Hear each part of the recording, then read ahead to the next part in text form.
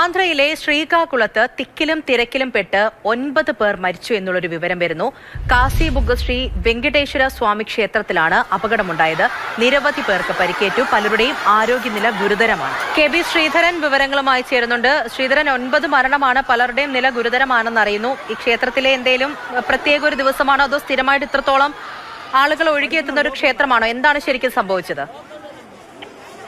പൂജ, ശ്രീകാകുളത്ത്, ആന്ധ്രാപ്രദേശിലെ ശ്രീകാകുളത്തെ കാസിബുഗ്ഗ ശ്രീ വെങ്കടേശ്വര സ്വാമി ക്ഷേത്രത്തിലാണ് ഈ അപകടം ഉണ്ടായത്.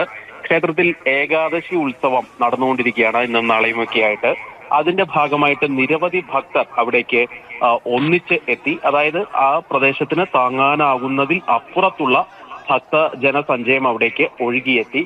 ഇതോടുകൂടിയാണ് തിക്കും തിരക്കും ഉണ്ടായത്. ഏതായാലും നിരവധി പേർക്ക് പരിക്കേറ്റിട്ടുണ്ട്. മരണസംഖ്യ നിലവിൽ ഔദ്യോഗികമായി അറിയിക്കുന്നതനുസരിച്ച് 9 പേർ മരിച്ചിട്ടുണ്ട്. ഇതിൽ സ്ത്രീകളും കുട്ടികളും ഉൾപ്പെടെ ഉണ്ട് എന്നാണ് നിലവിൽ ലഭിക്കുന്ന വിവരം. പല ആളുകൾക്കും ചവിട്ടേറ്റും ശ്വാസം മുട്ടിയും ഒക്കെ വളരെ പ്രശ്നങ്ങൾ ഉള്ളതായിട്ടാണ് റിപ്പോർട്ട്.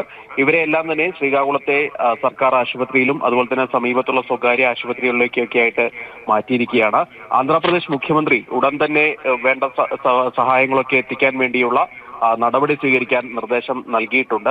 ഏതായാലും കുറച്ച് മാസങ്ങൾ മുൻപ് തിരുപ്പതിയിൽ സമാന രീതിയിലുള്ള ഒരു അപകടമുണ്ടായി. അതായത് പിന്നെയും ഒരു അപകടം ഉണ്ടായിരിക്കുകയാണ്. ആന്ധ്രയിലെ ശ്രീകാകുളത്താണ് തിക്കിലും തിരക്കിലും പെട്ട് അപകടമുണ്ടായിരിക്കുന്നത്. 9 പേരാണ് മരിച്ചത്. കെ.ബി. ശ്രീധരനാണ് വിവരങ്ങൾ നൽകിയത്.